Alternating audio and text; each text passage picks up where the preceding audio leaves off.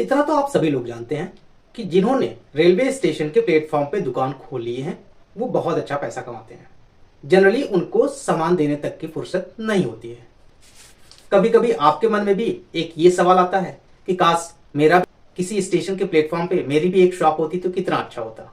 लेकिन जानकारी के अभाव में आप इसके बारे में सोच भी नहीं पाते हैं। ना तो इसकी इंफॉर्मेशन गूगल पे मिलती है और ना ही यूट्यूब पे मिलती है। सही और सटीक जानकारी आपको कहीं पे भी नहीं मिल पाती है।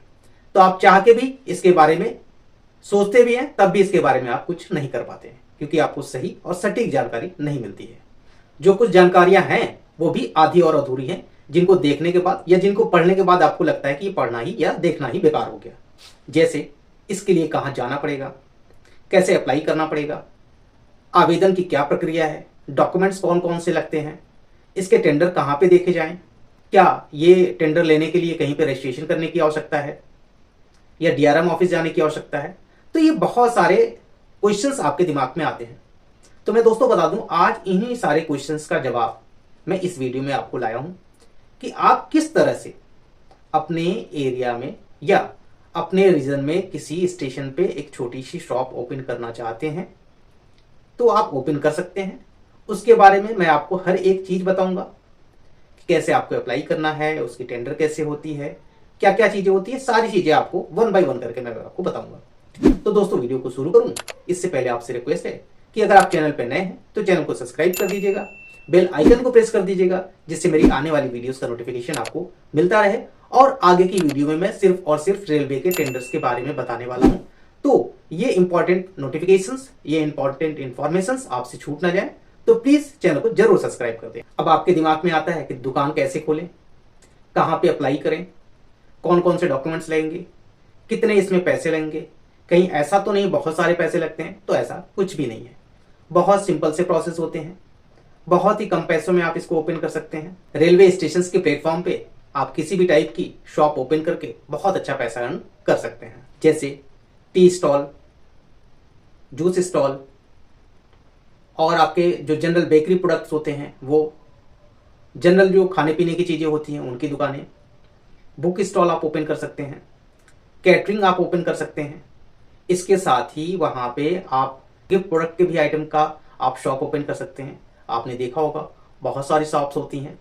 तो मैं आपको बता दूं दोस्तों कि मार्केट में अगर आप कोई टी स्टॉल ओपन करते हैं या जूस का सेंटर ओपन करते हैं या फिर आप छोटे मोटे शॉप्स ओपन करते हैं जहां पे आप रेडी टू ईट प्रोडक्ट्स का सेल कर रहे हैं, कोल्ड ड्रिंक हो गया, पानी हो गया, चिप्स हो गया, बिस्किट्स हो गए, तो इन सबको ओपन करने में बहुत ज़्यादा पैसे नहीं लगते हैं। मार्केट के कंपेरिजन में बहुत ही कम पैसे लगते हैं। और सबसे बड़ी बात यह है कि दोस्तों वहाँ पे कंपटीशन भी बहुत ही कम होता है, क्योंकि एक प्लेटफॉर्म पे 2 या 3 दुकानें होती हैं। वहाँ पे जैसे ट्रेन रुकती है लोग सामने वाली दुकान पे जाते हैं और सारे प्रोडक्ट को लेते हैं और ट्रेन पे फिर चले जाते हैं। यहाँ पे सबसे बड़ी बात यह है कि आपको बहुत सारे वेराइटीज़ रखने की भी जरूरत नहीं पड़ती है, क्योंकि लोगों के पास टाइम ही नहीं है, लोगों की मजबूरी है। आप अपनी शॉप पे जो भी प्रोडक्ट रखेंगे वो लोगों को लेना ही पड़ेगा। तो दोस्तों इसके बारे में मैं आपको ईच एंड एवरीथिंग बताने वाला हूँ कि किस तरह से आपको अप्लाई करना है और कहाँ से आप टेंडर देख सकते हैं। तो दोस्तों मैं आपको बता दूं कि अगर आपको अप्लाई करना है तो अप्लाई करने के लिए सबसे पहले आपका एक रजिस्ट्रेशन होना जरूरी है। रजिस्ट्रेशन के लिए जो डॉक्यूमेंट्स लगते हैं वो जैसे आपका पैन कार्ड, आधार कार्ड, आपके बिजनेस का रजिस्ट्रेशन, और अगर आप कैटरिंग से रिलेटेड कोई काम कर रहे हैं, फूड से रिलेटेड कोई काम कर रहे हैं तो फूड लाइसेंस चाहिए होता है। और उसके साथ आपका रेलवे में एक रजिस्ट्रेशन चाहिए होता है। ये सारे रजिस्ट्रेशन कैसे होंगे, आपके पास जीएसटी है कि नहीं है, एमएसएमई है कि नहीं है, क्योंकि ये सारे डॉक्यूमेंट्स बहुत ही जरूरी होते हैं। ये सारे डॉक्यूमेंट्स जब आपके तैयार होंगे तो आपको अप्लाई करने के 2 तरीके होते हैं दोस्तों। एक तो आप अपने डीआरएम ऑफिस पे जाके पता करें कि वैकेंसी आई हुई है या कोई कैटरिंग के लिए या फिर कोई प्लेटफॉर्म पे शॉप के लिए कोई टेंडर है कि नहीं है। तो कहीं ऐसा ना हो कि जब आप अपने डीआरएम ऑफिस में जाएं, क्योंकि डीआरएम ऑफिस तो नज़दीक होता नहीं है, वो दूर होता है, तो कहीं ऐसा ना हो कि जब आप डीआरएम ऑफिस पे जाएं तो वहाँ पे टेंडर निकल चुका हो या फिर आने पे उस पर टाइम लगे। तो इसके दोस्तों कुछ ऑनलाइन साइट्स हैं, उन साइट्स पे आपको रजिस्ट्रेशन करके सारी चीज़ें ऑनलाइन करनी पड़ती हैं। अब उससे रिलेटेड दोस्तों जो भी डॉक्यूमेंट्स होते हैं वो सारी चीज़ें आपको लगानी पड़ती हैं।